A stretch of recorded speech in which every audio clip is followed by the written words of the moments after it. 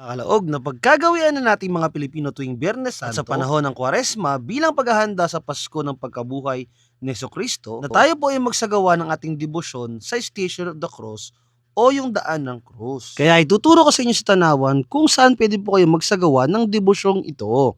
Guys, isa sa debosyon nating mga Katoliko sa paggunita, paghihirap ng ating Panginoon Jesucristo sa krus kapag Semana Santa ay yung Station of the Cross. Kaya guys, tuturo ko sa inyo dito sa may tanawan kung saan yung pinakamaganda, pinakamaayos sa talagang legit na Station of the Cross na pwede niyong puntahan.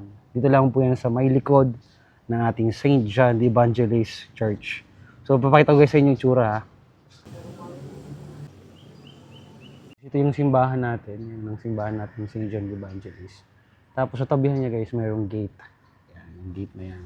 Diyan tayo papasok.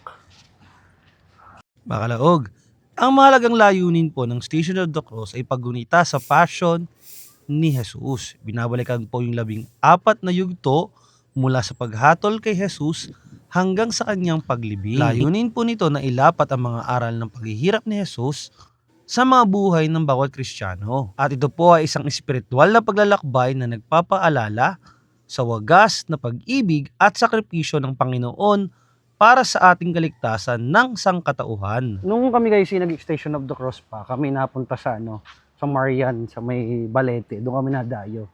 E nilalakad namin from Lipa to Balete para lang ng part ng aming penitensya. This time dito kami pumunta sa Tanawan. At ngayon mga kalaog ay kudos po sa pamumuno po ng Reverend Father Nemer Chua at sa parokya po ng St. John the Evangelist sa pag-maintain po ng Station of the Cross na ito. Ito naman guys, napakalinis, napakaayos po at talagang well-maintained po ang Station of the Cross. Siyempre ngayon guys, sa panahon po na napakataas ng gasolina, laking tipid po na hindi natin kailangan dumayo pa sa malayo para po magawa ang ating taunang debosyon.